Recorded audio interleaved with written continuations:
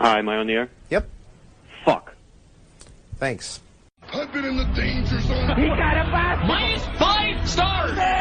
Mango. Huh? Yeah, we got for you. Jeff Harvey. How much does this guy weigh? Play. We'll play 21. Fuck.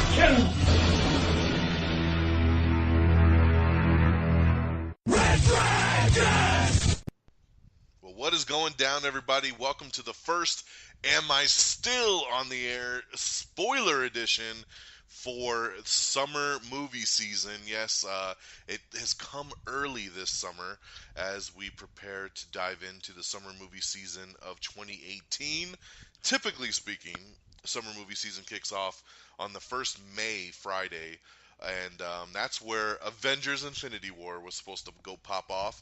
But the anticipation and the hype was so real, so big, that Marvel decided to scoot it up a week, and we got it early birthday, early Christmas, early Hanukkah presents, all the way around on April 27th when Avengers Infinity War was dropped all across the world. We are recording this live here from the Red Dragons Radio Studios here in Tucson, Arizona on this April the 29th. Basically Sunday night. The movie's only been out for a couple days, and it is the number one film in the world. It's breaking records all over the place. $250 million domestically here in the United States, making it the biggest opening weekend ever, beating Star Wars The Force Awakens, which had the record at 247. So a lot of people didn't think it could do it. I had faith, and it did it. And then on top of that, it beat the record held by Fast and Furious. But forget which one it was. I think it was 7, or it might have even been Fate of the Furious, that opened up worldwide to about 550 mil, and that was the biggest worldwide opening. But here comes Infinity War, making 630 in its first 3 days. So incredible numbers, man. To think that a movie literally within 3 days has already made $630 million is insane. But that's what Avengers does, man. It's a 10-year culmination. So that is what we're here for tonight. We are breaking down full spoilers of Infinity War, Avengers Infinity War. I am excited, and I'm joined here. You may recognize his voice. He's been on the show many of times, especially on these Am I Still on the Airs, and that's my boy Peeps. So what up, man? It's been a long time. No, I had to do that. You don't do that anymore. Yeah, I know, right? I know. I thought I played it out, so I tried to scale back on it. But no. What is up, planet Earth? It's just miss you guys. Something? Yeah, welcome back. The former host over here of the People's Forum, which his last episode was the spoiler review of Deadpool, and here we are. Deadpool 2 comes out in a couple weeks. Yep. That's what we're waiting for at the People's Forum. We've just been recording episodes all the way up to the Deadpool, so we're just gonna have a really huge comeback episode. It's gonna be right. Big. What that would be the best episode to come back with, though. Like you're like, I left with Deadpool 1, came back with Deadpool 2. Yep, it's happening. Yeah, so there you go. Happening. Well, hey, thanks for coming back, man. We tried to spearhead this thing as quickly as possible. We had hoped that some of our other peeps like Geeky Pad and Friggins could come join us. But, it was very short notice. But you know what? This movie is so hot, and it's so fresh on our minds. I've already seen it twice. I know Peeps just saw it twice as well, too. Yep. And it's just better now than never, man. Let's get this thing cranked out. I want to talk about it. I want to get it out there to the world because, I recorded my new Am I on the Air actually earlier today.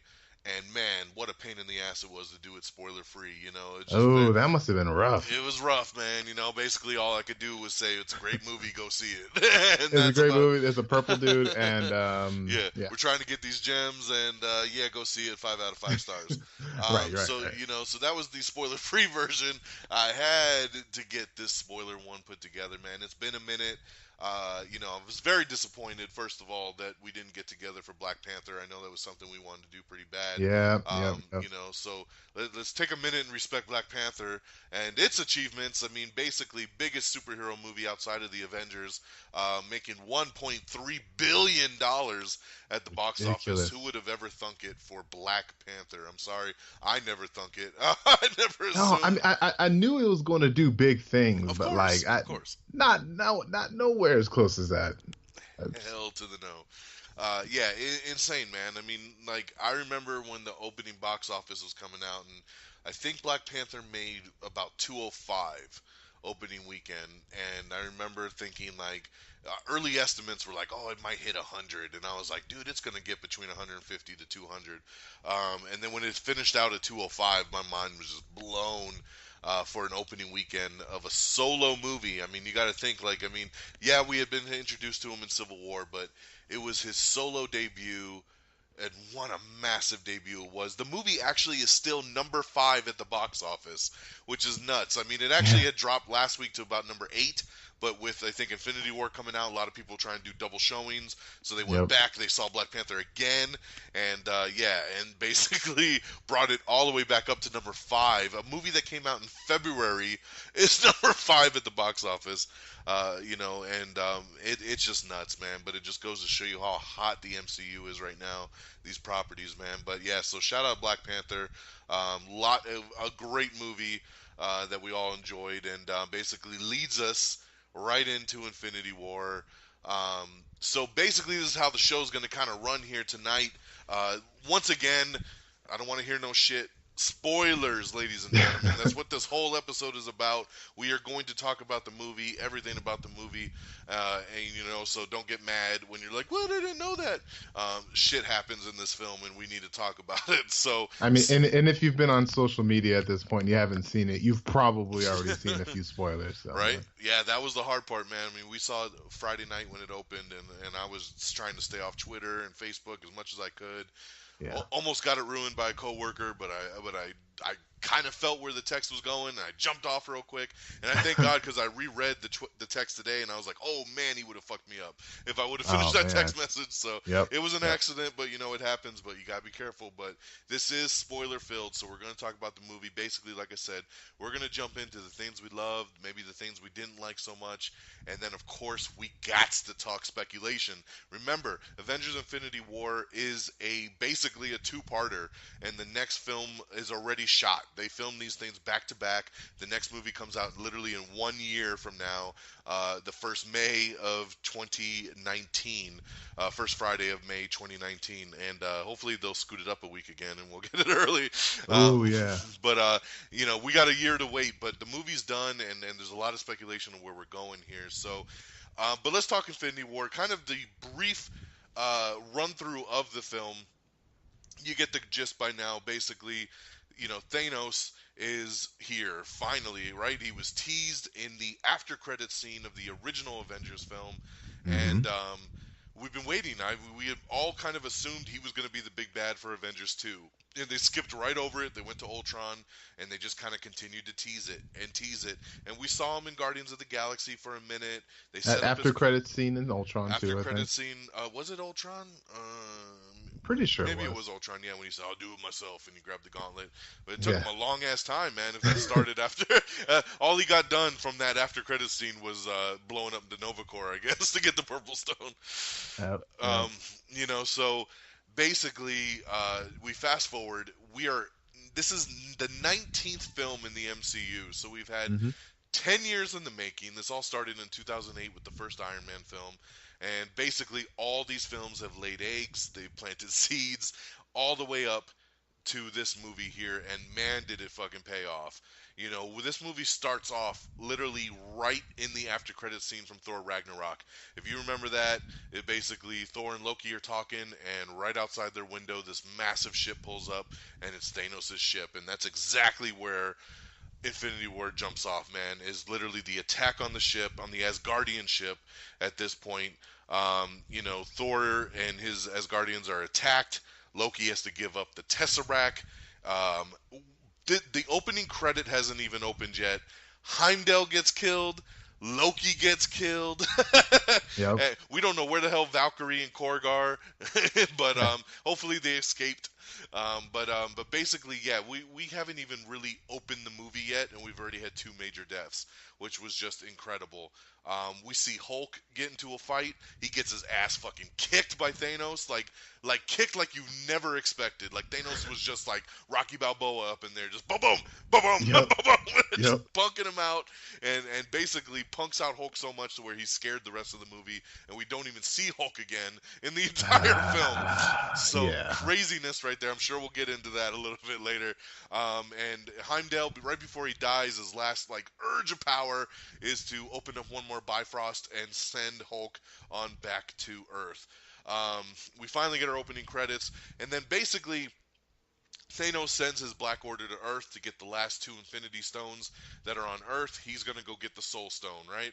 So basically, this is where you see in the trailer that we get different pocket segments of the Avengers all over the place, right? We start off in New York. You get Iron Man, Bruce Banner, Doctor Strange, Wong, and of course Spider-Man. So you get kind of that clique over here, and then you get the space team up, which is the Guardians of the Galaxy finding Thor and bringing him back. And then basically Thor breaks off with Rocket and Groot to go forge a new hammer. And then we have Captain America showing back up, hooking back up. He's with Black Widow and Falcon. They meet back up with Scarlet Witch and Vision, and then they head to Wakanda to try to get the Mind Stone out of Vision's head. And that's where we meet back up with Black Panther and Okoye and Ashuri and M'Baku, all of them. So that's really cool. So basically we get these pocket segments, and a whole lot of shit goes down. So Thanos, long story short, gets he gets all the gems, which I'll be honest, man, I didn't think he was going to get all the gems in this movie. I thought he was going to get close, and the movie was going to end, and the next movie was going to be him either fulfilling the rest of it, or obviously not if the Avengers stopped him. So I was shocked that it went all the way through, and he got all of them, right? He got he, like I said, he already had the Purple Stone when the movie started. They kind of glanced on over that, right? They said, oh, I already fucked up the Nova Corps. Took this from Xandar, which I wish we would have saw, but he's already got that. He, of course, takes the Tesseract from Loki before he kills him, so he's got the Blue Stone now. Then, of course, he gets the Ether from the Collector, which was left from Thor the Dark World. He gets the Time Stone from Doctor Strange. He gets the Soul Stone by literally killing Gamora, which is just like holy shit of a moment right there. He throws Gamora. Literally, you have to sacrifice a soul to get the Soul Stone, and he throws Gamora off a ledge and sacrifices her. And not just the soul, but like soul that you love, kind of thing. It wasn't just any soul. Yeah, Yeah, it had to have, like, have a emotional purpose. attachment. Yes, exactly. Yeah. And which was guided to us all by the returning Red Skull. Who the fuck saw that ever coming? Right. So Red Skull is there, like, hey, look at me, I'm a floating ghost now. That I've been here ever since the first Avenger. Yeah. Insane. So he gets the Soul Stone there, and of course the last stone he needs is the Mind Stone, which of course is in Vision's head. So when we get to Wakanda and all hell's breaking loose, they try to stop Thanos. Thanos is fucking everybody up, and Scarlet Witch knows what she's got to do, and she needs to blow the stone out of Vision's head. She doesn't want to. Of course, they've moved into the relationship factor between these two, but she does it. She has to do it to save the world.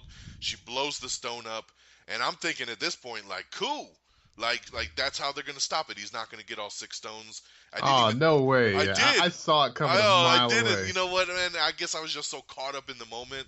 I was just like, that's how they're gonna stop it. He's gonna get tapped out at 5 stones, and then he just turns on the Time Stone, does the little Doctor Strange, and just rewinds it, and then he rips that fucking stone out of Vision's head. Right? So he takes it out, rips his head, just kills Vision instantly, puts in the last stone. He's got the ultimate power. Thor comes flying down with his new Stormbreaker hammer axe, which is fucking just incredible. Throws it through, hits him right in the chest, and he's like, I told you I was going to kill you, ass. And then pushes it into Should his have aimed chest. for my head. Yes, and Thanos says, you should have aimed for the head, and snap! does the big magical snap that they talked about earlier in the movie, which was if he snapped, he was going to wipe out half of existence, because that was his whole big goal, man, was wiping out half of existence, and because the universe is just overpopulated, and he's just trying to make things good for everybody. So he does it, and we're like, well, what the fuck has happened? What the hell just happened? And all of a sudden it starts off with Bucky, and he's like, hey, what's going on? Bucky just turns into dust. And it was like, holy shit. And then slowly everybody starts fading away. Groot's like, I'm Groot. She's all dust. And fucking like, and then Scarlet Witch vanishes. Just everybody starts turning into dust. Half of Wakanda turns into dust. Even Black Panther turns into dust. Like, you see Black Panther and what's her name, Okoye, but like together, like, oh, you know who's going to disappear. No. Nope. No. So he disappears. Then we go up to space, right, where everybody's still left up there with Tony Stark, and basically the whole Guardians of the Galaxy wipes away, right? Yeah. Peter, Drax goes, Mantis goes, Star-Lord goes, and then so sad, man. Peter probably Peter the Parker, roughest one. Yeah. He's like, Mr. Stark, I don't want to go. I don't feel good. And he's like, I don't want to go. Please don't let me go. And it just, he's this little kid in high school, and he's so over his head. And he turns to dust too, man. It's like, oh shit. Doctor Strange turns to dust. Yeah. I'm like, what the fuck? And just insane dude. Like, it just Falcon turns to dust. So basically everybody's getting wiped out, and then Thanos is overlooking the field, and he's happy, and his job is done. Movie over. Movie over. What the fuck just happened? Right? And then we get an after credits scene. It's Nick Fury, finally. We're like, what the hell's damn Nick Fury?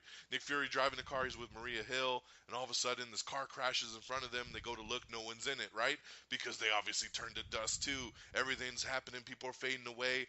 Maria Hill then fades away, and he's like, oh shit. So he runs into his car, he grabs a device out of it, and he activates it, and right when he activates it, he starts to turn into dust and fade away.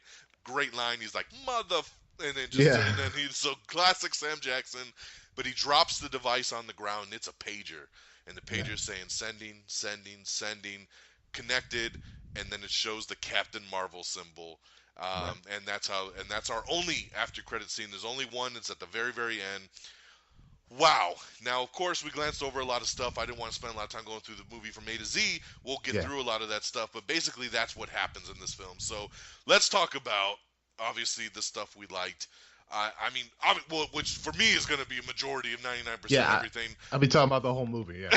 Right? So let's just start from the beginning. But just... Number one, I want to start off with Thanos. Marvel's biggest problem that a lot of people have had with them is everybody always thinks the villains are weak. That's been a general consensus. As much as everybody loves these movies, the villains are pretty weak overall for the most part. They don't put a lot of time and energy into it. So we were scared, what are they going to do with Thanos? How is this going to be? Josh Brolin, how's he going to play this? I'll tell you, man, Thanos was fucking incredible. Just his emotion, his demeanor, the way he handled himself, just seeing the backstory of him with little Gamora. I love that he called her Little One, even when she was all grown up. Like, I love that he was like, Little One. Like, I love the way that was all handled. The best villains are always the ones, right, that think that they're doing something good for the universe. And that's where you connect almost with Thanos, and you almost feel for him at a certain point. Like, maybe he is doing the right thing, right? But he killed it, dude.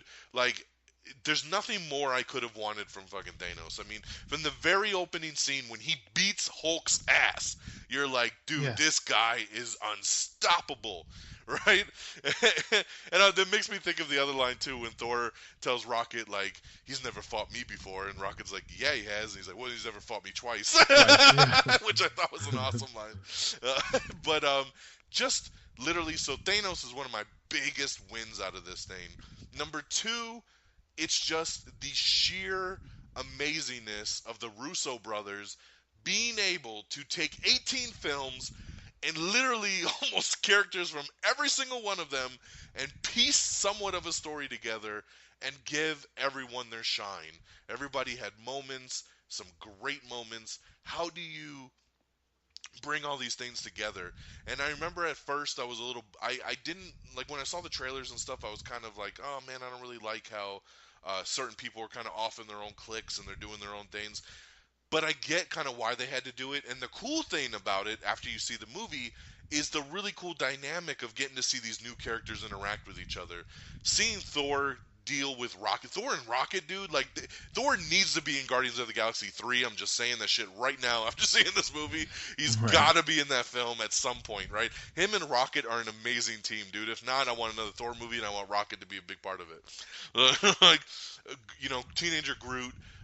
Just the Guardians mixture with Thor was some of the highlights for me, man. Star-Lord getting embarrassed by Thor, and then, oh, you copying me? No, you copying me? Why is your voice so deep? And he's like, this is not a dude. You're a dude. He's like a pirate mixed with an angel.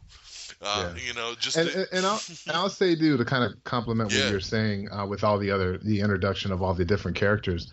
I feel like every time we saw the characters, especially in their introductions, it felt like it almost switched to their movie. Yeah. Like with the Guardians, like it started with that, the kind of Guardians music that they have in each film, like the retro music, and we saw Doc Strange and it's got all that mystical crap with the harp and every time you saw a character, and even Pete, Parker, you saw him in the bus with Ned. Like it felt like their own movie. So like it just blended so freaking well. And I just it was almost as if like all the directors just became like this like 12-headed beast, and they just came up with this like seriously kudos to the Russo brothers for putting this whole thing together, because they, we all love these characters for their own, for our own reasons, what they give us in the movies, and they kept that heart with each character, and it just spilled all of their charisma just bled over into this movie, and it's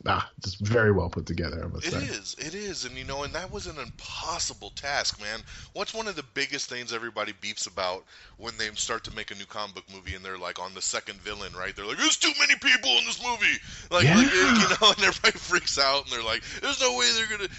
Dude, the way they handled this and the way it all flowed together, and I loved.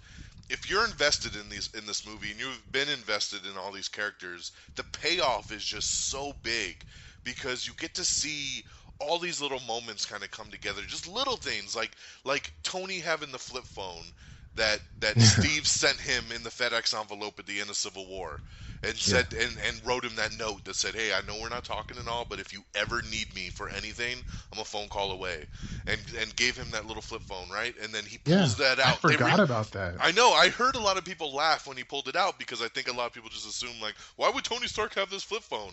It's the fucking little phone that Steve sent him, because it's like a burner phone, It's just like, because he's on the run, right?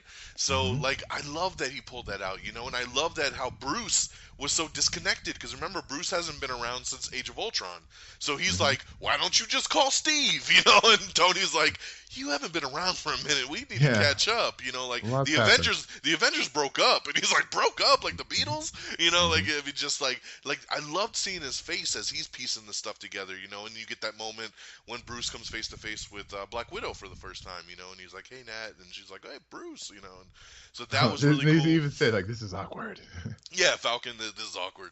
And then when they're talking about, like, well, where's Clint? It's like, oh, Clint and Scott are on under house arrest, basically, because of their families, and Bruce Banner being like, so we have an Ant-Man and a Spider-Man, which I thought was awesome, like, because he's so confused at everything that's going on, he's missed so much, you know. But I like that, we did at least get the name drops of what was going on. If we've seen that trailer for Ant-Man and the Wasp, and we see Scott with the ankle bracelet on, he's under house arrest. So I loved getting just that little nod, because I needed something to tell me, why is he not here? And then being like, hey, for their families, both those guys have families. They fucked up in Civil War, right? The government's looking for them. They're under house arrest. They took a deal with the government. Okay, cool. I get why they're not here right now. But you know what? We'll get them in fucking number 4. We'll get them in the next one, because half the team's wiped out, right? So they're going to need to pull the trigger on all these guys that weren't in this film, which is awesome. So, I like that we got the name drops there. just the groups that all came together. Obviously, putting Tony Stark with Star Lord was something that was needed. Just the attitude between those two.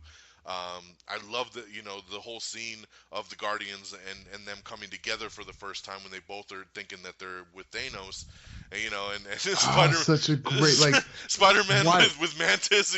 Please don't put eggs in me. Please don't put eggs in me. Just like, I mean, I'm just now remembering it, but it's that same moment from the first Avengers movie, like where we get that, team on team fight. You know what I mean? And it was great. It was very small, when Captain America and Thor, or no, what was it? Iron Man and Thor were fighting in the first Avengers movie, and just this one to see, I don't know, like Iron Man and Spider-Man, all them versus the Guardians. That was so fun. It was just so freaking fun. Dude, and like how you said before too, like the Russos kept the flavor from the other movies, right? Like how they handled the Guardians. You would have, it's like, and I know James Gunn was a producer on this movie, and I know he kind of helped in with some of the input and stuff. But you got to, I love that they kept just that core of what that team is, and Drax continuing to just kill it, like the whole I'm thing. invisible. Yeah.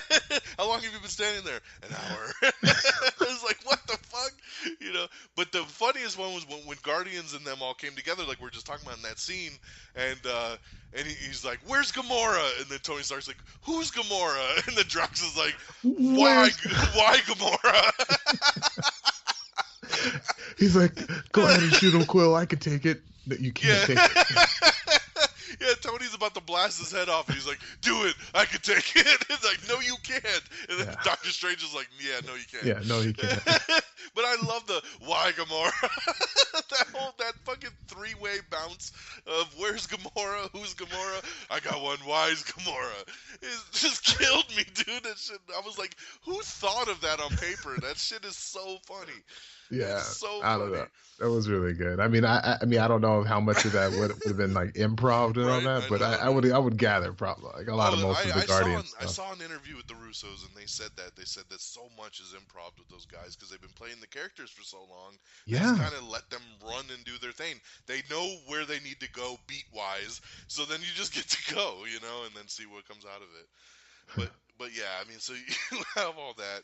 We get the, what I think a lot of people tend to forget too is the timeline difference in the Guardians of the Galaxy. Guardians of the Galaxy 1 and 2 happen within like 6 months of each other. So they basically 1 and 2 take place in 2014 maybe.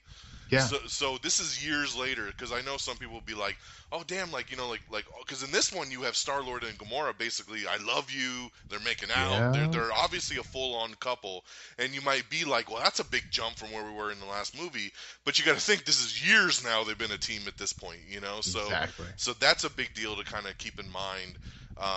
So basically Gamora is telling Peter, "Hey, I know something that Thanos doesn't know, and if he finds out, he's going to kill me, so I want you to fucking kill me first, because he can't find out." And he's like, "I don't want to kill you," and she's like, "You got to do it," which we get that awesome scene with the Collector, which is basically Thanos is using Oh my god, dude, that fucking scene blew my mind. All right, go ahead. Right? No, I mean, it's crazy because, so they find Thanos with the Collector trying to get the Reality Stone, and Gamora just kills Thanos all easy. She's like, "Well, bam, bam, bam!" Just knife in the throat, knife in the chest, and she kills him.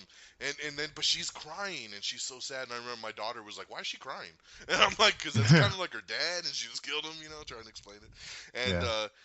And but then it's fake. It's all just he's already got the Reality Stone. The place is on fire, everything, and he's like, "Oh, you mourn for me, I knew you still cared." I knew you still cared. Oh my god, that was so good. Incredible. So he grabs her, and of course she's telling Star-Lord "Kill me. This is what you promised. You need to take me out." And he's like, I don't want to. And he's like, "Oh, the boyfriend," and then he goes to finally shoot her, and bubbles come out because he's able to alter the reality of everything. And man, just awesome. He turns Drax into a bunch of blocks, and he fucking takes Mantis and turns her into a spring. It's nuts. But basically he takes Gamora, and then we find out that Gamora does know where the Soul Stone is at. He forces her to go because he's going to kill Nebula. So we get Nebula in there. He's going to kill her. So she's like, fine, I'll tell you where the Soul Stone's at. They go. It's a really cool looking planet. And like I said, they run into the Red Skull, man, which was crazy. Now, a little bit of knowledge. I didn't think it was, so I looked it up. It's not Hugo Weaving. He did not come back for the role. It's a guy who was actually on The Walking Dead that played it. And so Really? yeah. So, and I kind of figured because Hugo Weaving was kind of being a dick after the first movie, and he was like, "Oh, Yeah, I want to do this shit no more, and too much makeup and blah blah blah." Yeah. So they went and got they could someone just CGI'd him and they voiced exactly, over, but whatever. dude, so, but it was cool. I mean, it was close enough to where I think a majority of people aren't going to even notice, and like, so yeah, it's like, oh shit, Red Skull, right? He used the Tesseract. We know he flew up to space sometime. I knew he'd come back at some point. Didn't expect it to be this. Now he's the watcher of the Soul Stone. And like I said, he tells Thanos, like, hey, the only way you're getting the stone is to sacrifice a soul. And and what I thought was funny about this scene is that Gamora starts laughing, and she's like, you failed. I waited my whole life for you to not get what you want, and here we are. So, ha, ha, ha. And I'm thinking to myself, like, bitch, he's going to throw you into the fucking thing. What are you laughing about? Like, it was so obvious to me, and I'm like, how did she not get that? Yeah. And but one of my favorite lines of the whole movie is he turns around and he's crying, and she's like, "Oh, now you shed tears for me?" And then Red Skull's like, "The tears aren't for you, Yeah. or the tears aren't for him." And it was like, "Oh shit," And then he just grabs her by the arm, and the music hits at the right time. It's slow motion. Oh, and you see the pain in his face too, because he's like, not even looking at her. this. Like he doesn't like watch it happen. He's just kind of like looking away almost. It was so poetic, dude. He I love just drags her, dude. Yeah, he's not looking because he's so tormented by this. He really doesn't want to do it, and he just chucks her off the ledge, and she falls and dies. And I'm like, holy shit, they killed Gamora. Like, I'm just like blown away, dude. Like the risk that they took. I expected Loki to die. Like that was my one big. Going into this movie, I'm like, Loki's dead, because I knew he had the Tesseract. I was like, Thanos is going to fuck him up. Right in the beginning of the movie, he's going to die. I didn't expect Heimdall. I didn't expect Gamora. Like, I was just like, wow, dude. And I so, think everybody was expecting Captain America to get bit, too. yeah, everybody was like, Captain or Iron Man, Captain or Iron Man. That was like the big one that kept going back and forth. I knew it'd be neither of those two because we had the next Avengers movie in a year. I mean, it was kind of common sense that it was going to be a big name one. But yeah, so Gamora's gone. There's an awesome scene on space where Thanos goes back to Titan, and he basically, he finds out Doctor Strange is there, and he's like, oh, so he finds out that one of his main dudes is dead, and it's a ambush, right? And the Guardians and Iron Man, Spider-Man, they jump him, and a really cool scene, man, badass scene. And in the end result of it, they finally get Thanos down, right? And Iron Man and Spider-Man are trying to pull the glove off, and Mantis is on his head, and she's kind of trying to subdue him. She gets him into kind of like a halfway state. And then she's like, but he mourns and all this stuff. And he's really strong. He's really strong. He mourns. And then Nebula, and then they're like, what do you have to mourn about? And I'm like, dude, it's obvious. Where the fuck's Gamora? What do you think? And then fucking, so like, and then Nebula's like, he did it. Like, he's came back with the Soul Stone, and Gamora ain't here.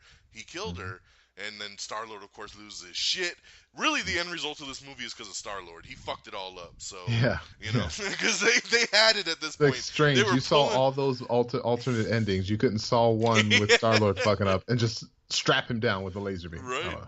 Yeah. So Tony's like, Quill, don't do it, man. Like, we're about to get this glove off. Like, cool your jets. And, of course, Star-Lord just starts beating Thanos in the face, which snaps him out of the little state that he's in. And he goes ballistic, grabs the fucking gauntlet back on, pulls a fucking moon down, starts throwing shit at them. Holy like, shit, dude. Let's just take a step back for a second. When he grabbed that fucking moon and you just saw it, like, shatter in the background, like, that... Oh my god, that was so fucking sick. Like I get chills thinking about that. Dude, like, oh my gosh. And I love Tony being like, if you throw another moon at me again, I swear to God. But yeah, just an awesome scene. Cool scene with Spider-Man because everybody's flying around and he's like trying to catch everybody, and it's like, and how badass is the iron fucking spider suit, dude? And then the legs come out and everything. I was like, oh my god, this shit's so sick.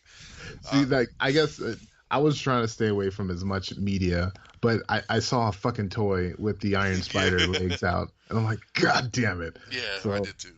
But it's still, when the legs came out, I still got fucking excited. Yeah, especially the first time it comes out, because he's like, what the hell is that? which is just awesome, man. So like I loved it, man. And I love the way he got the suit too, because he was on the spaceship and it was going out of the atmosphere and he started to lose oxygen, and then Tony threw the other suit at him so he'd be enclosed because it was a metal suit like an Iron Man suit.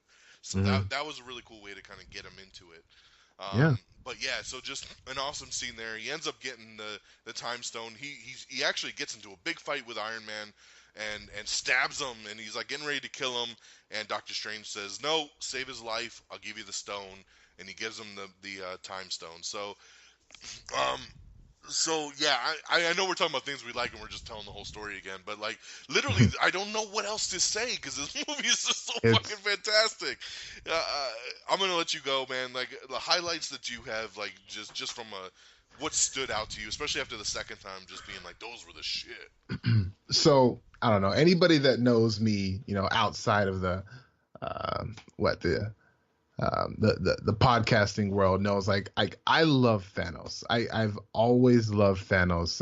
I can't say always, but for many years have I been a huge fan of this character. Every time we've seen him in the movies up to this point, I mean, I've always gotten really disappointed because they haven't given us anything of Thanos. It's just Thanos is the most powerful guy in the galaxy. Okay, but why? Because you said so. Like give us a little something. And I just couldn't wait to finally see my favorite Marvel villain like on the big screen. And I was,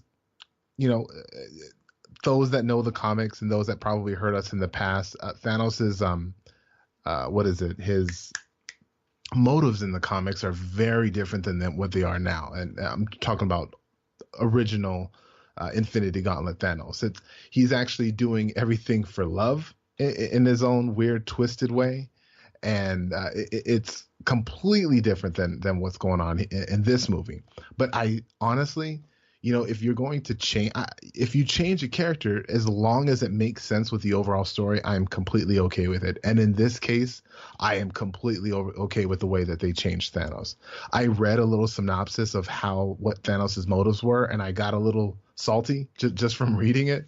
But after seeing how they portrayed it and how they put it on the big screen, they just hit it out of the park. And again, like everybody. An example of movie that, though. Example of that, though, is like with the Gamora scene, right? When he's talking to Gamora, yeah, and he's like, "I saved you," and she's like, "No, you took me," and he's like, "No, you begged and pleaded for food every day of your life, and when I came and took you under, I made the planet nourish and flourish, And he's like, "Look at what they are now." He was like, "They all go to bed with full tummies and happy lives," And it was like, clear oh, skies, shit, yeah. He's like, "Damn, man, he saved that damn planet." That was really cool. It's funny. I was watching these guys talk about the movie too, and apparently this was a Star Trek episode many, many years ago where there's a villain that said, okay, well, either 10,000 people can die or 5,000 people can die. I'm going to choose 5,000 people die at random to save the 10,000 kind of thing. And like, no, you're the big bad guy, but like, no, I mean, he's kind of got a good point. If that's the only way, then that's the only way. But what else I'm going to say? We haven't really talked about the Black Order that much. That's Thanos's is his generals. Would you say, or really the children of Thanos? I think is what they call them in the movie. And I don't know a whole lot about them in the comics. They haven't really had their own stories and about each character, so you don't really get into too much depth and detail. But all you really know is that just one of them is good enough to take over Wakanda in the comics. Just one of them is strong enough to take over Atlantis in the comics, kind of thing. I think the female one, she took over Atlantis by herself, herself and her army, kind of thing. But they are a big deal in the comics, and I thought they would be a little like stronger, but at the same time, I'm kind of glad they weren't, because that might have taken away a little bit away from Thanos himself. I mean, they served their purpose, and I don't know. Especially the dude that took Doctor Strange, he was fucking powerful as shit. Yes, fucking Ebony Maw. Yeah, he was. A lot of people like him though, and he was just, everybody rejoice and be happy, for Thanos has chosen you to fucking die. I'm like, what? No, I'm not rejoicing. I don't know. It I don't know, man. Like this, I go into this movie seeing, having your concerns. Like, wow, this is a lot of people. This is a lot of stuff they're going to be introducing to us. How are they going to do it? Is this going to be? Are they going to have a mess like Suicide Squad? Like, how are they going to pull it off? But I couldn't think of a better way for them to actually just pull everything together. And like Don was saying, like with speculation on where they go in the future, like there's tons of places that they can go. But Don, normally, they release the phase 4, and we have the name of every movie going forward for the next 2-3 years. I'm kind of glad we don't know what that is at this point. We do know there's going to be another Guardians movie, there will be another Spider-Man movie, and Black Panther, yada yada, but who knows? Who knows where we're going to go from here, kind of thing. I mean, this could be their way of doing a soft reboot of the Marvel universe. We don't even know, but I just love that it was Thanos' movie, and with him being like, one of my favorite characters of all time, if not probably my favorite character of all time, they just did it. They just did him justice, and now everyone's going to be a Thanos fan. You're going to see all these Thanos shirts and tattoos all over the place. I just want to just make it known that I was Team Thanos like a long ass time ago. So, but I have the gauntlet. So. I have 2 gauntlet piggy banks. Does that count? Not like mine. Yeah. Well. But yeah, so I mean, yeah, we could sit here all day on the positive note, but let's switch on over to negatives, and because I don't have too much to get into, and it'll help us kind of guide through. But yeah, from a negative standpoint, I will say I missed Hawkeye a little bit. I knew we were all joking when the posters came out and all this stuff, and he wasn't on anything, and I was like, man, that's really weird, because I knew he filmed in the movie. Like, I remember when they started filming, he was on set and he was posting pictures and all kinds of shit, and I'm like, where the fuck is Hawkeye? And I remember the directors came out a couple months ago because people were asking so much, like, where the hell is he?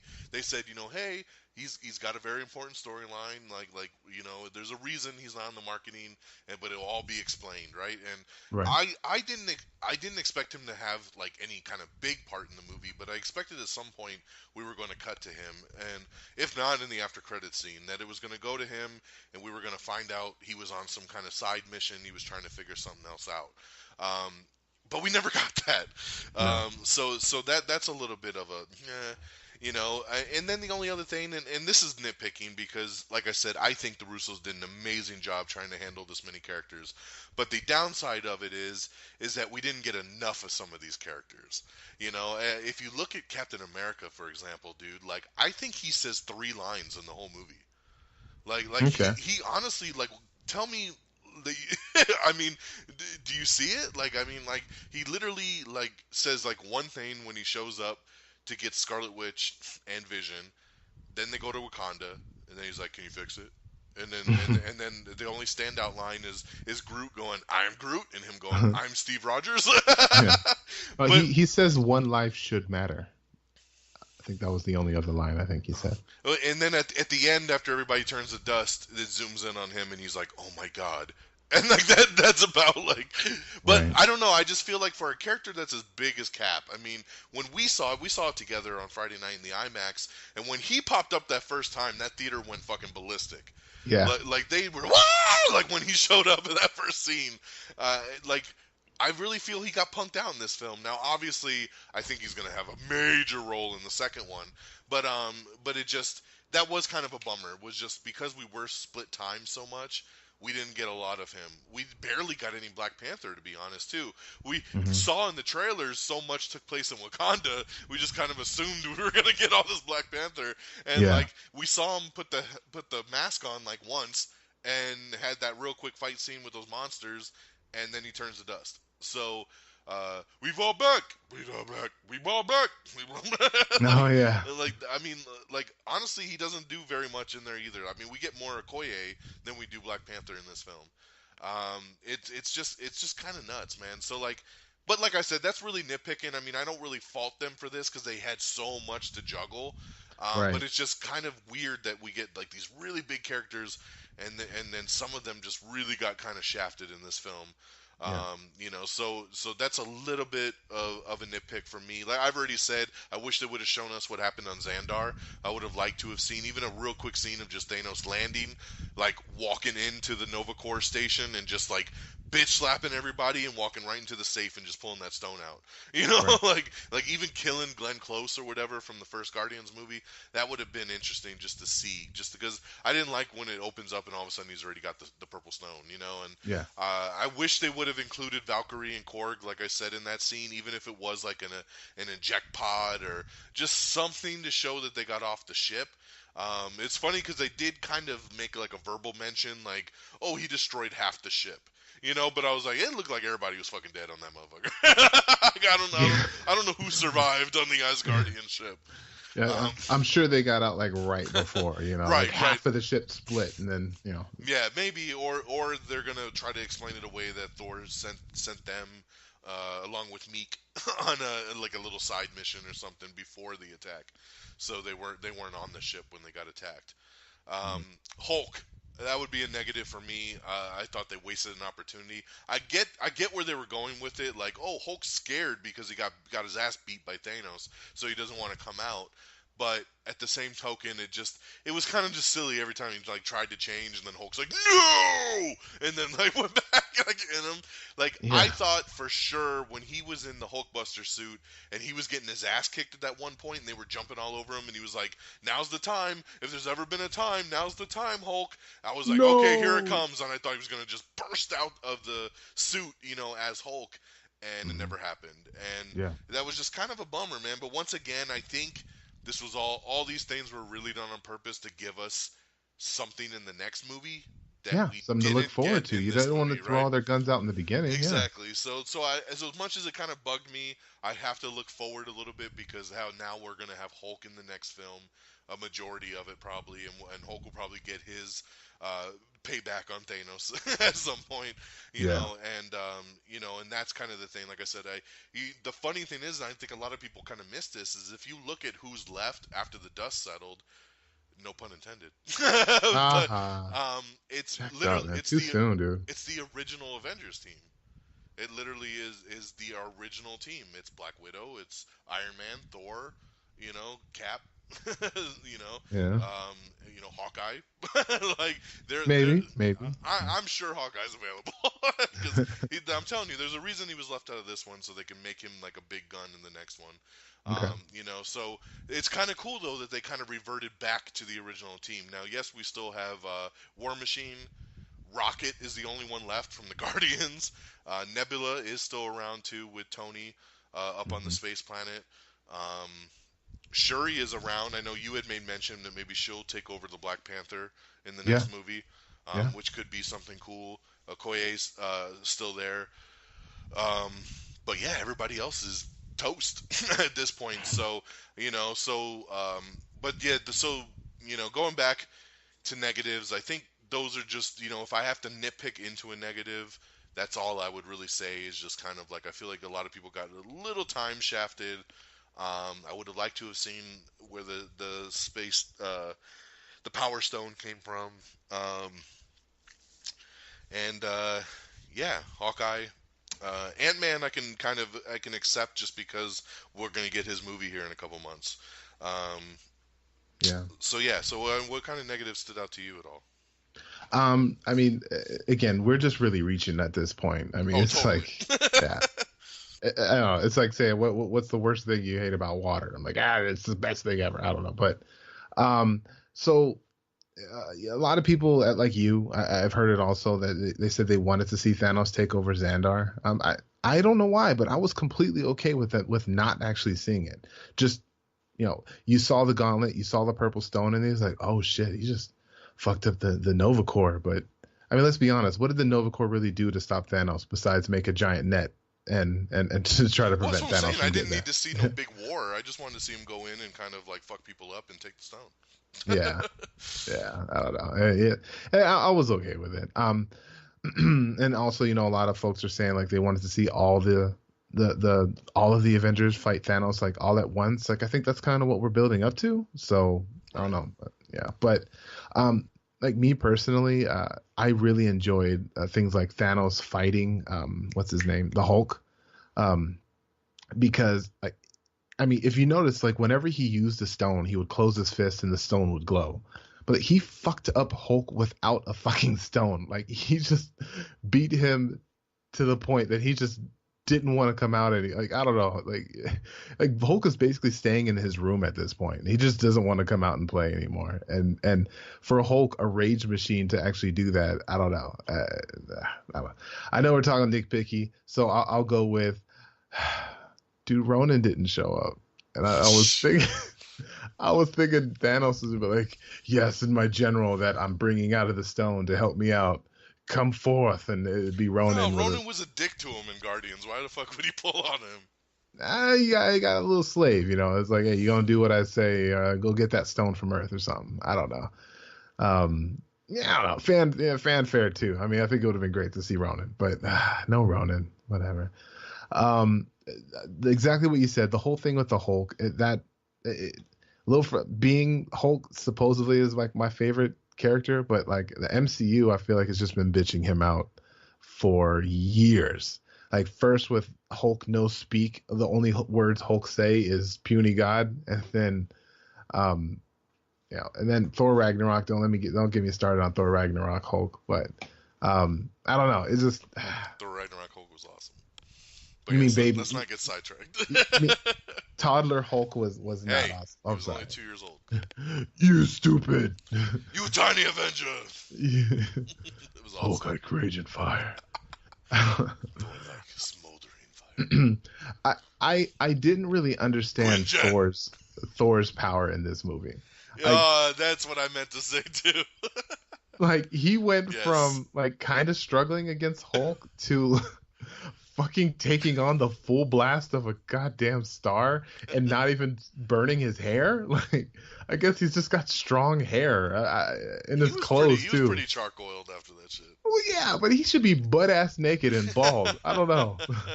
Like he's got strong skin, but whatever. That's fine. That's not even my beef. My beef is that he went full Raiden in Ragnarok, and he never used those electrical powers in. Oh yeah, he did. Remember when he made that crater? When he was on Earth and he no, that's different. Air? I'm talking. He did it with the fucking new hammer. Oh, are you saying never without the did hammer? It without the hammer?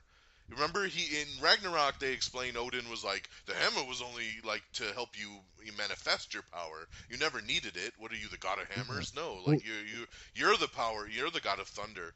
And well, see, that's why their ship was busted in half because he went full lightning and it jacked up the ship even more, and then Thanos took him out. Nice try. No, it's like they just kind of forgot about that, and they were like, "Yeah, we're not gonna." He was too overpowered in the last movie. He needs Stormbreaker again. I mean, they definitely brought it back once he had the Stormbreaker hammer. Yeah. But I feel like before that, he never once was like, like never used any of those electrical powers that he had earned, and really kicked some serious ass with in Ragnarok. I think they definitely like Thor's strength. I think has kind of diminished over the past couple movies, like. Yeah, you think about Thor. It's gotten better. Well, I mean, I'm thinking like Age of Ultron, right? Like he should have been just by himself been able to take out Ultron and everything, pick up that whole fucking crater, everything. Like Thor should have been able to take care of all that if you think about it. But whatever. But I don't know, like that fucking Stormbreaker. Oh, and little nitpick or little Easter egg, but the Stormbreaker is Beta Ray Bill's hammer. Yeah, which is funny that they named it that because it doesn't look like Beta Ray Bill's Stormbreaker because he has that exact axe in the comic. Thor does, and it's named something else. So I don't know why they went with the name Stormbreaker. I bet you it was probably just because they needed an easier name that people could say and remember. Then because everybody fucked up Mjolnir and Meow Meow. Meow Meow, yeah. So they're like, let's just call this one Stormbreaker. I like that Rocket was like, that's a bit much. So like, in all honesty, it did kind of look like Stormbreaker. Like if you look at what's his name? Fucking Beta Ray's like one side is an axe and the other side is like a flat hammer, and that's exactly what Thor's was. It was But Thor has another one. If you find like the newer Thor comics, Oh yeah, he's I've got seen that literally axe. that exact axe that he had in Infinity War. But I do like that the handle is Groot's arm though. That was kind of cool too. Yeah, yeah. I mean, Groot. There was this Thor core, and Groot. There was a version of Groot that held the hammer, and he had this like grass cape. It was Nice. ridiculous, but it was fucking you awesome. you speak Groot? Oh yeah, I took it as an elective and Yeah, as it was so stupid. Oh my gosh, but man, dude, I don't know, man. I guess only other nitpick is end credits. Nick Fury. So you call Captain Marvel when you see people disappear. You don't think you could have called Captain Marvel when a giant ass robot and some aliens were coming out of the sky? Like now is when you call Captain Marvel? You fuck. yeah. Well, we had the Avengers before. Now half of the team just disappeared, so we really needed to call her. She's like a in case of emergency break glass kind of situation, and they always had enough people to help out before, and now it was like, oh shit, we better call her.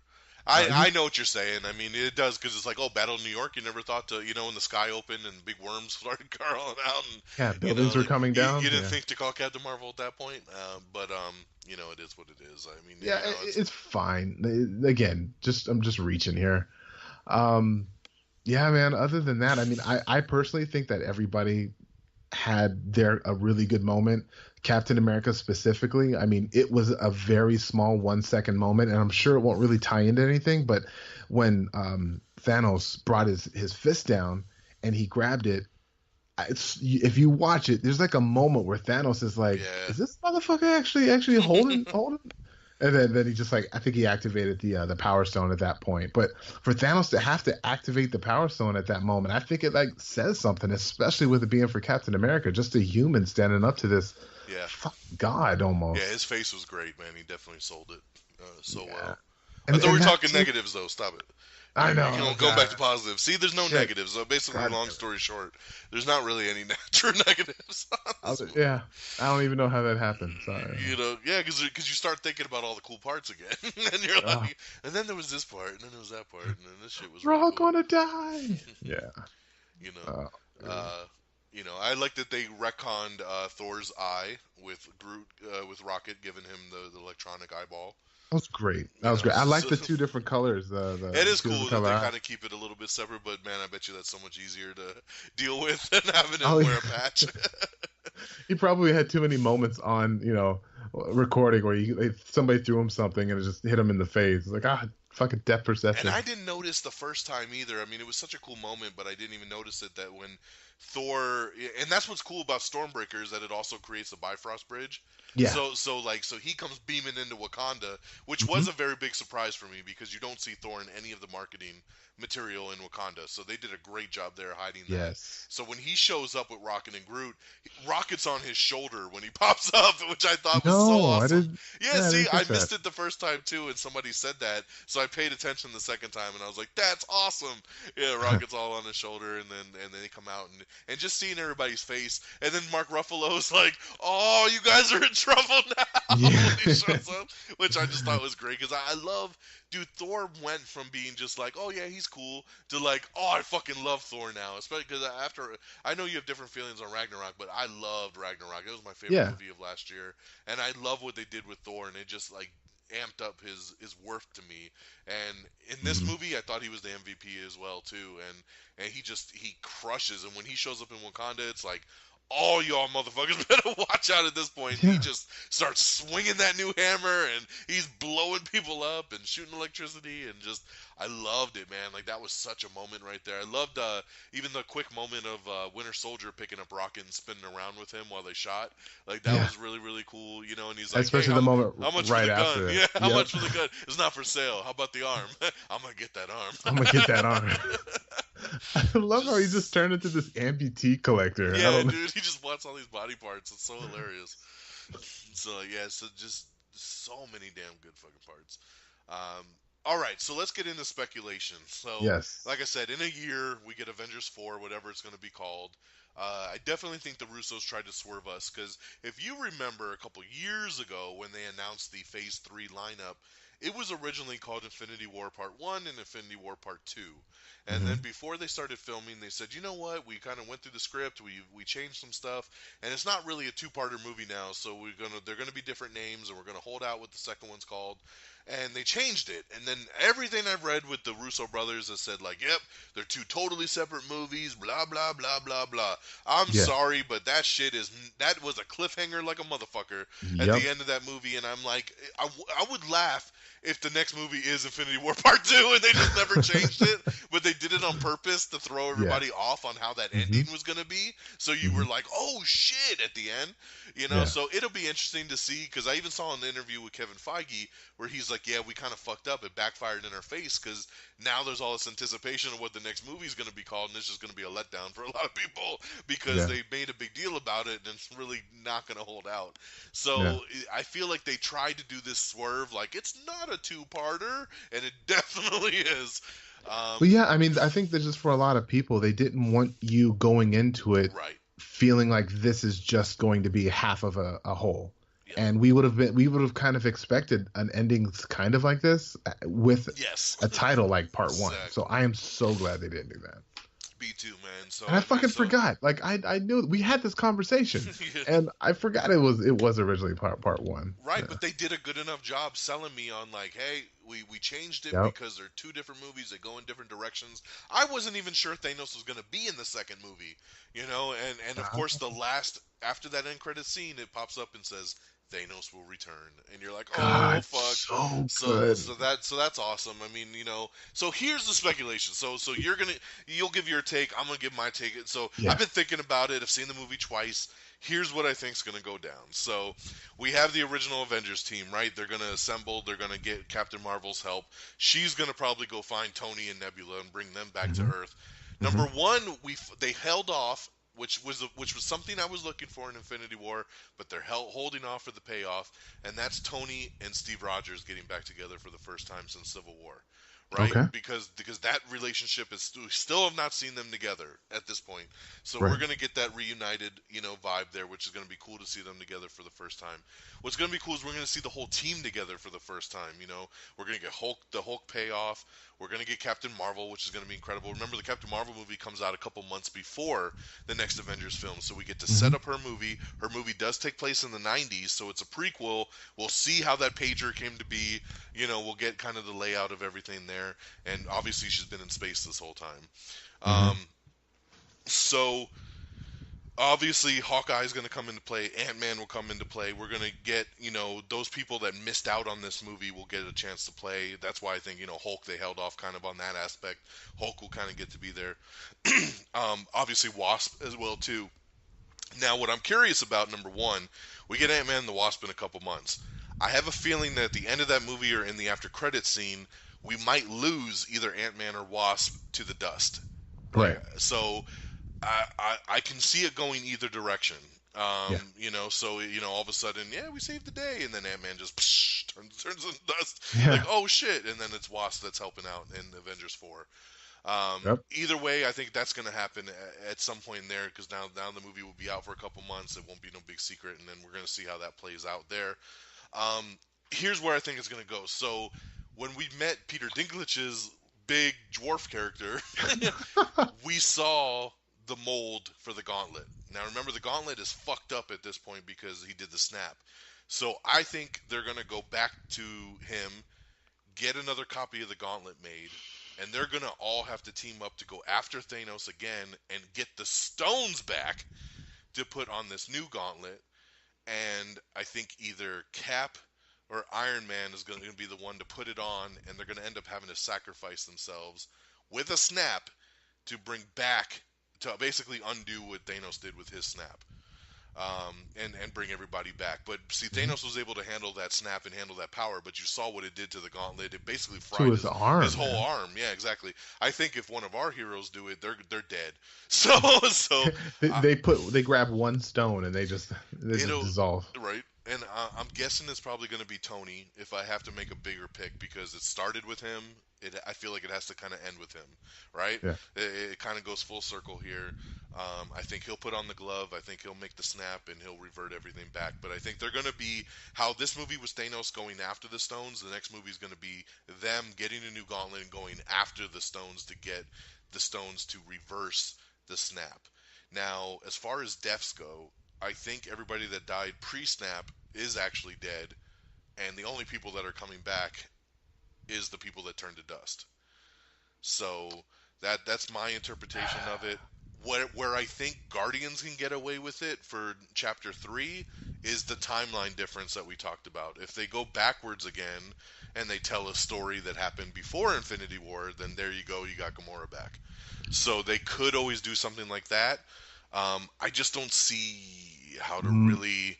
I mean, unless they put the Soul Stone back and they're able to retrieve her soul in exchange for the stone. I guess they could work out a barter that way. That's what I'm guessing, because if you remember at the very end, right when he snaps and he's talking to baby Gamora or whatever, it is in like the background is completely orange, as if he is like within the Soul Stone talking to her soul, like, you know. So I love too. She says, "What did you have to sacrifice?" And he's like, "Everything." Yeah. The day takes its toll. But yeah, so that's my brief assumption of the next movie is that obviously you're going to get all the characters back together. You're going to get the original team with the help of Rocket and Nebula. You got War Machine still out there. We'll get Hawkeye back. We'll get Ant-Man back. Either Ant-Man or Wasp, depending on who fades away at the end of their sequel. And then they'll get it'll probably be what's his name, Hank Pym, that fades away, and Michelle Pfeiffer. I don't know. You think? You don't think it'll be... Yeah, I guess they could because they need Avengers at this point, so maybe they'll just still have both of them available to help. Because I definitely know that they want to pull in both of them, because we had to set up Wasp first, just like we have to set up Captain Marvel first, and then we can put them into the Avengers movies. But yeah, I think they'll go after the stones, they'll get it, they'll snap, and then one of them will make the sacrifice, and we'll be back to where we need to be for Black Panther 2, and Spider-Man 2, and Doctor Strange 2, and Guardians 3, and we'll keep trucking along. But if I have to think of anything going there, and I can see Thanos too, you know, we're going to need some more bad guys. The Black Order's been beat. I can see Hela being a part of the team up at this point. I think that there's a reason they called her the Goddess of Death. I think that there was meant to be a tie-in. I think he might bring back some of those other villains with the power of the stones to, you know, that people that they beat in the past. I think that Ronan. There is going to be some time travel elements throughout it. So, so that's my idea. What you got? Well, to kind of bounce off of your theory, I agree with what you're saying with Tony, specifically because Doctor Strange, how many times throughout that movie did Doctor Strange say, like, you're not getting this fucking stone. I would rather die than give anybody the stone. Nobody's touching this fucking stone. And then at the very end of the movie, he's like, hey, spare Tony's life and I'll give you the stone. Like, that just feels like it just kind of came out of nowhere. Yeah. But if you remember, he did the whole, you know, looking through the multiple versions of what happens in the one version that we won kind of thing. And I'm thinking that maybe that one version had something to do with Tony. So, like, well, if it's either give you the stone and let Tony die, or like keep the stone and let Tony die, or give you the stone and let Tony live, like, at least we have a fighting chance because, you know, Tony was alive in that other version. Well, you know, we didn't even, and I agree with you, we didn't even get to really talk about that part, but I totally agree with you on that aspect. I mean, he said he went through 14 million different ways that it happened, and they said, well, any of them were we successful? And he said one. Yeah. So in my mind, every way of the 14 million ways was them not giving him the time stone, and them all dying. and then him taking it anyways, yeah. And then the one version was him sacrificing Tony, giving the stone away, because he says to Tony, like, we're in the end game now, you know, and you know, this is the only way. So yes, I totally agree that that was the one version where it actually panned out, was to do it that way. Because you're right, he's stated so many times, if it comes down to you, the kid, whatever, I'm protecting the stone. That's what we're sworn to protect. And the fact that he gave it up that easily, There's a reason for that, and Yep. and he's a very smart man, and it's because he knows that to get that one outcome where they win, it needs to go that way. You played it in our favor. Yep. Now I'm gonna go a little bit left here, so forgive me. Comic Book Sean is going to come out here for a second. I've heard on a show. I don't know if you guys have heard the show. Am I on the air? That in the Captain Marvel movie, we're going to be getting some scrolls. Right? Is that right? Yep. Okay. So anybody in the comic books that know, scrolls are shapeshifters, not just shapeshifters. They will it's like The Thing almost. If anyone's seen that Kurt Russell movie, they can literally assume the identity, memories. Well, they do a lot of study. That's how they get the memories of that, and they will play as Captain America until their invasion is ready, and then they will just completely, flip the script. So they'll kidnap real Captain America, send Captain America to their ship, and then have fake Captain America doing all this Captain America shit. And this event happened in the comic books where like all these heroes died, but you found out that the real heroes didn't actually die. It was a scroll version of that hero that died. So these heroes that we've seen like disappear, like what if this whole time, like for many years or a few years, that the scrolls actually kidnapped T'Challa between the last movie, or they kidnapped fucking Captain America, and the versions that disappeared are just the scroll version that disappeared, and real T'Challa, real Captain America is like breaking out of scroll prison right now, or something like that. Again, probably a little bit out there, but we'll see when the Captain America movie or the Captain Marvel movie comes out. But I'm just thinking that could be a little fun. It could be a little fun, but I think you're way off base just because they would be too much to be like, oh, we just so happened that Skrulls took over all of our favorite characters. And I don't know, man. It was a way that they could retcon a lot of deaths in the comics as well. I Captain America died. I definitely think a couple of our people, or at least one, is going to be a Skrull. I mean, I could see it being, Nick Fury or something like that, that after all this time he's been a Skrull. But I don't see it being multiple characters or anything like that, or that they've been abducted between the last movie to this movie. And I don't know. I don't know, man. I don't know. Other than that, I'm thinking now with Marvel owning Fox, hopefully it'll be all finalized, and Marvel or Disney will have completely gotten the rights to Fantastic Four and the X-Men. I'm thinking when they right all the wrongs and when they correct everything, as Don was saying, is they unsnap the fingers and reverse everything. Like it's now like a fresh start. Things are now kind of like the same, but they're kind of different. They didn't just bring everybody back to life, but it just kind of created a bit of a reality shift. They used the reality gem to alter reality, and by altering reality, we now have fucking mutants. Yeah, and just whatever else they could change. Holy shit, we this awoke fucking Galactus or Annihilus or whatever else they can go into in the future. So that I think obviously, the next movie is going to be monumental. But obviously, this isn't the end. That they like this fucking money that they're getting, and as long as Feige and the powers that be are there, they can ride this ship as long as they can. And I think this is a great chance to kind of like a soft, not a reboot, but just like a soft start to a whole new world in fucking Marvel. I don't know. Let me see. Other than that, man, I think it's yes, Ant-Man. God damn it. I had a thing in Ant-Man. But I think the same thing. End credits Ant-Man. Somebody's going to fade away. Be it Ant-Man, be it Wasp, or the old people. So someone's going to fade away post credits Ant-Man. People who hadn't seen Infinity War are going to be confused as hell.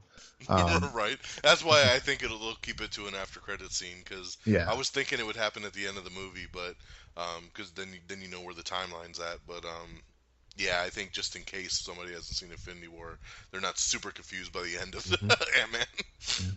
And I mean, comic book fans like know how important Adam Warlock is to the overall Infinity Gauntlet story, but I don't think we're going to see any kind of Adam Warlock in the next movie. As many times as we're probably going to see the YouTubers speculate him popping up, like he had history James Gunn, with Thanos at this point. James Gunn, who does the Guardians movies, he's already confirmed that they're saving him for Guardians 3.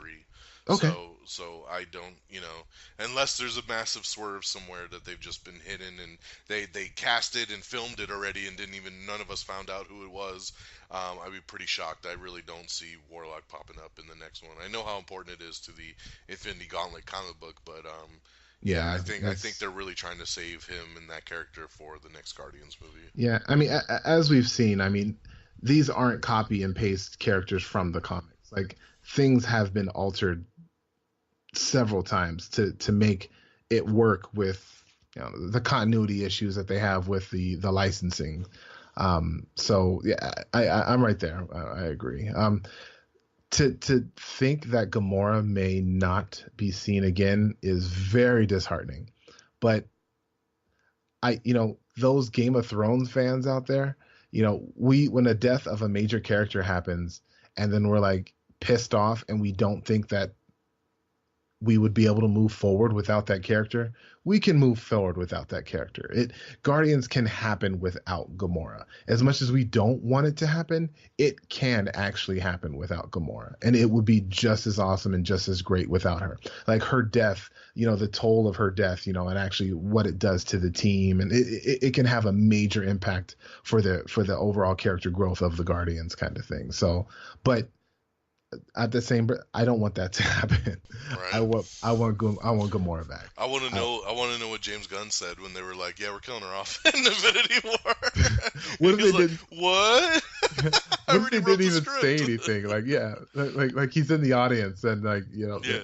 He just throws her off the cliff. Like, all right, I guess I'm just erase that and okay. His script just says "Insert Mantis here." I love you too, Peter. No. Yeah, man. Other than that, dude, I think, and I'm hoping next movie we're going to get the Avengers fighting Thanos like completely without the gauntlet. Thanos is a force to be reckoned with. He can take out the Avengers without the Infinity Gauntlet. It's just the fact that the Infinity Gauntlet's there just adds so much more stakes. But he can literally take them all out without it. And I want to see that. I want to see the original Avengers fighting Thanos. Yeah. No, I agree. I think that is what we're going to get because he fucked the gauntlet up. It's all burnt and sucks. Yeah. So I think either he's got the gem stashed somewhere safely, and then they're just fighting him one-on-one, or he separates the stones out across the universe and then they have to go on the trek to find them, kind of like how he did. But yeah, I think he's going to get rid of the stones and then they're going to end up having to just go one-on-one with him, so yeah. It'll be interesting. Yeah, man. It's just, so much freaking happened in that movie. And I will also mention, like, when that moment is happening, when everyone is disappearing, there is no music. And it is just, like, the theater is dead quiet. And you just hear probably some gasps from some people like, no, this is not fucking it was such a good way to actually have that incident happen. And just all the way to the end where, like, the music slowly goes in and then just fade to black. Like, God, like, it was just such, the cinematography was fucking incredible. The CGI Spider-Man and Peter Quill fighting a CGI bad guy, like, it was just, I don't feel like I was watching a computer animated movie, like, whatsoever. Like, it didn't feel like, forgive me, Don, cartoon Steppenwolf, I agree. Steppenwolf looked bad. Like a tangible, like, I felt his pain. I could see where he was coming from, and he felt like he's been put on this universe to save it, and this is the best way. No one's willing. It's a burden he's willing to bear, and that alone, he's a lawful evil guy, and it's just so beautiful. I don't know. Is that a speculation? Did I speculate right? Or was I just talking good shit again? And then we're just talking good shit again. God damn it. But you said your speculation. I mean, it's just we'll find out in a year, man. I mean, it's gonna be a long year. Like I said, in between we got Ant-Man and the Wasp in a couple months, and then we got Captain Marvel early next year, and then we got whatever Infinity War Part 2 or whatever they're gonna call it when it officially comes out. But man, I cannot wait. Yeah, like you said, man, the audible gasp and different things in the theater. When I saw it the second time yesterday, and in the scene where he grabs Gamora to throw her off, the guy that was sitting behind me was like, like so loud, but just to hear like that was just a true emotion right there. Yeah. That Like, guy I would could love not to see control. that, like, you know. Like, you know how they always do that with like Paranormal Activity and shit, like people's reactions. Yeah, like I want to see people's reactions to like this fucking movie, because like this was like huge. Like this was a Game of Thrones fucking movie, man. I don't know. Yeah, I mean, so many people are like, "Man, I'm so wrecked after that thing," and it's like, but that goes to show you too what a great job they did, because yes, as much as we know, obviously Black Panther's coming back, obviously Spider-Man's coming back. I mean, these are sequels that have already been planned. Dude, Doctor Strange, why bring him in and just take him out, Yeah. Yeah, I mean, we know we're getting this stuff, but the fact that it still made that impact, even knowing that, shows you what a great job they did. Yeah. It's funny, like adults are cool, are like accepting, but like fucking poor kids, man, like they don't really understand the idea and then how movies work. I don't know. Right? I know, because like I said, I took my daughter yesterday and she fell asleep in the last like half hour of the movie, so she doesn't know about everybody just vanishing like that. So that's a good point. It is cool, but man, I mean, she's already asking me like, "Hey, can we go see it again? Because I want to see the parts I fell asleep on." So I'm like, "Great." So I will end up taking her to see it again. But it's funny because even the Gamora scene, she goes, "Yeah, Thanos just threw her down." So she doesn't even really connect that she's dead. Like she's just like, yeah, she fell down. She fell down. Yeah, she fell. So it's green stuff. That's definitely not blood. So yeah. But yeah, I love kids. But it's just so funny. But yeah, man, insane. So we'll wrap this baby up. I mean, we could just sit here and gush about this thing and continue to think about what great moments we had. I mean, it like I said, it's the biggest opening ever. Biggest MCU film ever, biggest pre-sales, biggest opening preview night, biggest Friday, biggest Saturday, biggest Sunday. Just incredible the amounts of money this thing is trekking in. It's going to hit $1 billion by like next week. It's going to be insane. And it hasn't even opened in China Don, would you say that this is your favorite Marvel movie? Possibly. I was going to actually say let's end counting down our MCU. I know you always have your list ready. I'm literally looking at it right now. So if you want to go ahead and take the lead on, I'll let you count down. There's 19 films. Let's take us 19-1 now. Where does this place? And we've got breaking news here on where Avengers Infinity War will slide into. So go ahead and take it. Oh, you want me to take it from 19 all the way down? Yep, count them all down. What we got? All right. Well, number 19. So we mention this all the time. This doesn't necessarily mean that these are bad movies, right? But just in terms of ranking of these fucking awesome ass movies, like this is just where they happen to fall. But I will say Iron Man 2 in terms of movies is not a very good movie. But Iron Man 2 is number 19. Number 18 is the original Thor Part 1. Number 17, Iron Man 3. 16, The Incredible Hulk. 15, God, I'm gonna start getting confused. Watch. Captain America. 14 would be Thor 2. That would be Thor: The Dark World. 13, that would be Avengers 2. Was that Age of Ultron? Yeah, that was Age of Ultron. 12 is Thor Ragnarok. Yep. Number 12, Thor Ragnarok. 11 is Doctor Strange. Now we're into my top 10, the bottom of my 10. And again, absolutely love these movies. This is really difficult at this point. Number 10 is Ant-Man. Number 9 is the first Iron Man. 7, Avengers. Wait, did I skip 8? 10, 9, 8. Yeah, 8 is the Avengers. 7 is Captain America 3, a.k.a. Civil War. 6 is Spider-Man: Homecoming. Top 5 is Black Panther. Number 4 is the original Guardians of the Galaxy, Part 1, Volume 1, Volume 1. Number 3 is Guardians of the Galaxy 2. Number 2 is Captain America, Winter Soldier, and number 1 movie, if not probably number 1 movie of all time at this point. Like I just can't stop thinking and talking about Avengers: Infinity War. Like a movie to end with the main villain smiling and looking off into the distance and cut to credits. Like, it's not unprecedented, but you just don't fucking see it all that often. And with everything that we saw with this movie, and then with that ending, it's just sticking with me. So good. So sorry my top 19 took so long, but those are my top 19 MCU films. Interesting. Wow, yeah, some definite interesting placements there. So we got quite of a different list here. We had a couple that lined up, but so here we go. So here's my 19 now. I did a big countdown of this on the Stardust app last week, so I actually made a big deal about this.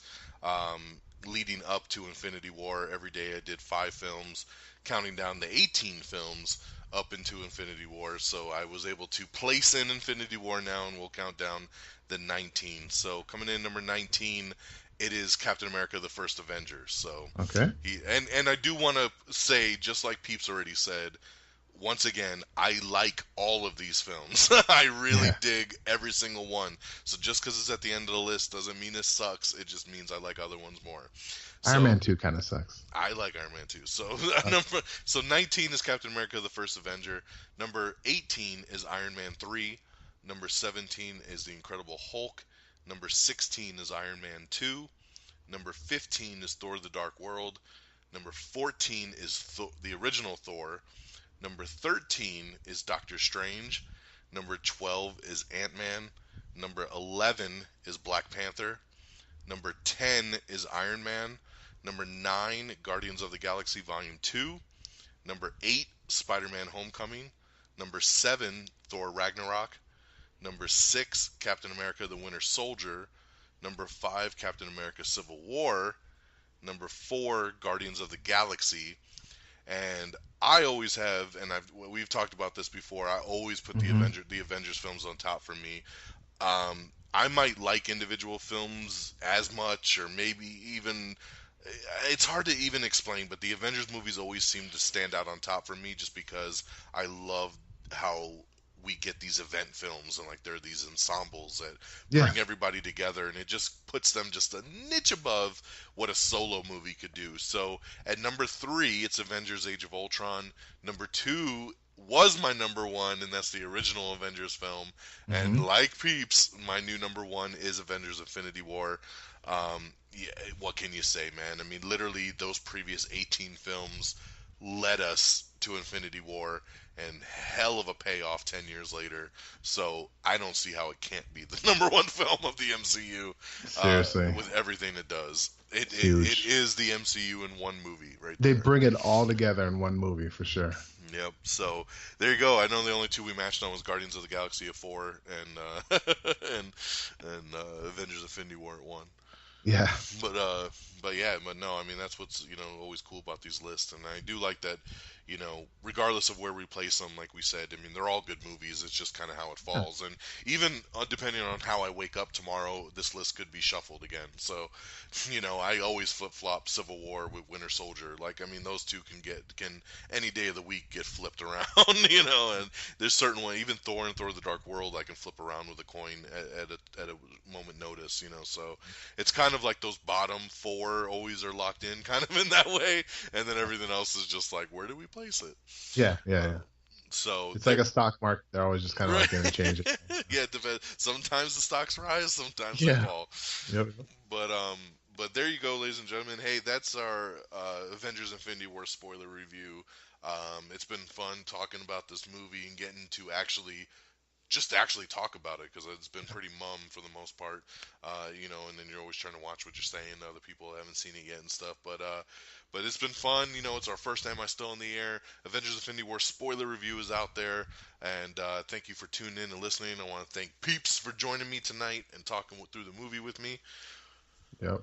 And if you want Don to release the Black Panther, Am I Still in the Air? Make sure you annoy him a lot, because I am dying to talk about that movie as well. Right, right. Well, yeah, we'll have to, I don't know, figure out something special to do, and it was some kind of MCU thing. It's hard to go back to a movie that's been out. I mean, it literally, I don't know, maybe we could do it in celebration of the, you know, the Blu-ray release or something. You know? Yeah. It hits, yeah, there you go. It hits digital on May 8th, so we're pretty close to the digital release, and I already got my Voodoo copy pre-ordered, so. Oh, yeah, me too. Yeah. So, you know, maybe we could talk about it then in conjunction. But you know, I definitely look to do more of these this summer. I think, you know, Deadpool 2 is definitely one that we're going to want to talk about, possibly Solo, you know, and Ant-Man and the Wasp for sure, and kind of go from there. So, you know, hey, thanks for listening. You can follow Peeps on Twitter at ForMyPeoples. And you can definitely follow me on Twitter at DXDonMega, and of course the show at Am I On The Air, and it's amiontheair.com. And of course, don't forget to check out reddragonsradio.com, where you can always hear these shows streaming all the time, along with a lot of other great podcasts on there. So thanks for listening, everybody, and we'll catch you on the next special episode of Am I Still On The Air? Peace! Red Dragon!